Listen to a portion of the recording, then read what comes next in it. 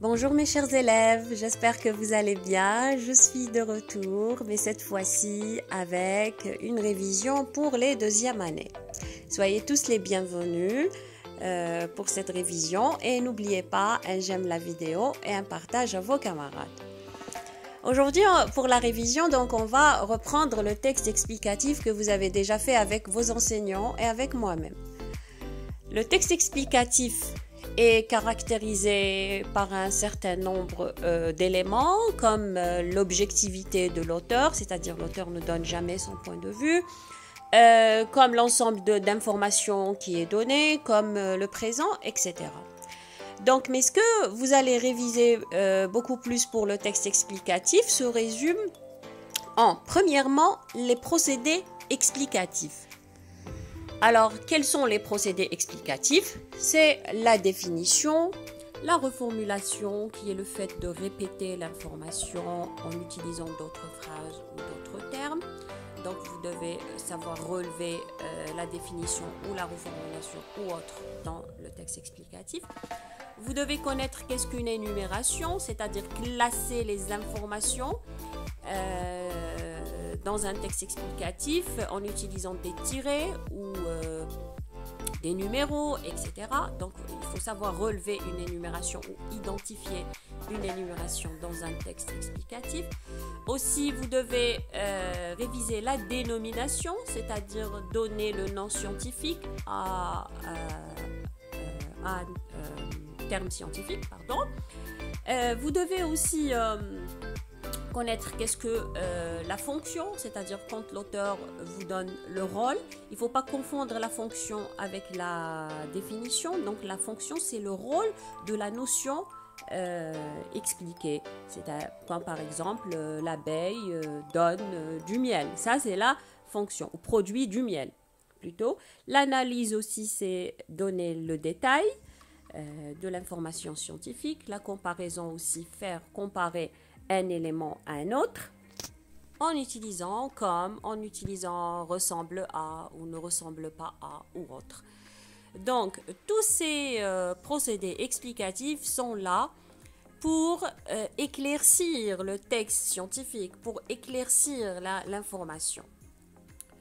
La deuxième des choses que vous allez réviser, c'est la progression thématique dans un texte explicatif. La progression thématique, ça veut dire comment le thème ou le sujet, on dit thème ou sujet, le thème traité ou le sujet traité, progresse, c'est-à-dire comment le thème avance dans le texte.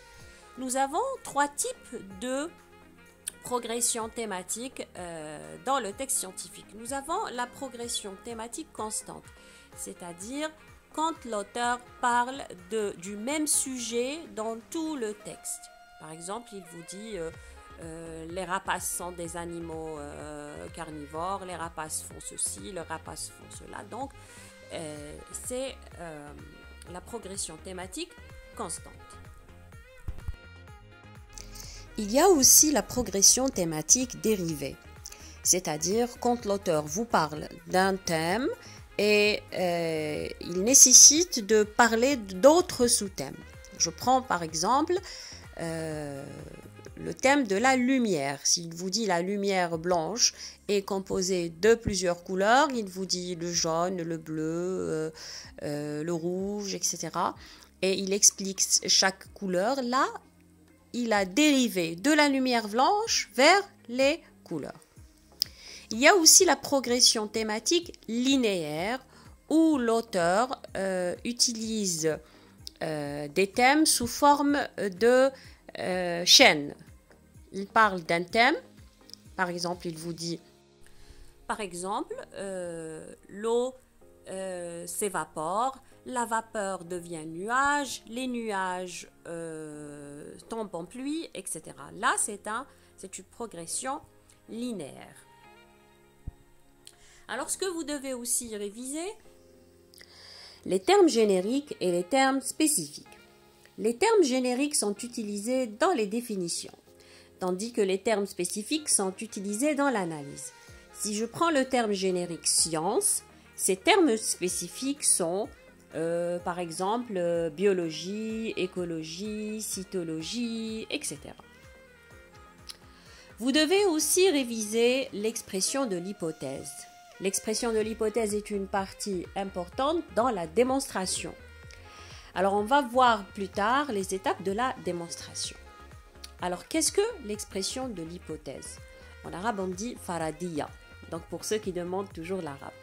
Donc, l'hypothèse est exprimée par si.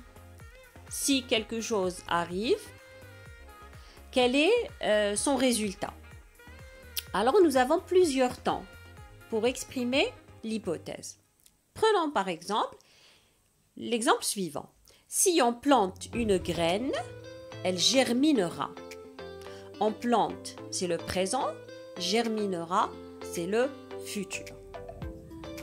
On va prendre le même exemple et on va changer le temps. Si on plantait cette graine, elle germinerait. Alors le premier verbe est à l'imparfait, le deuxième est au conditionnel présent. Observez l'exemple. Si on avait planté cette graine, elle aurait germiné. Alors aussi, vous remarquez le changement de temps. Qu'est-ce qu'on va dire donc? On va dire que si, quand elle est utilisée avec le présent, le deuxième verbe se conjugue au futur.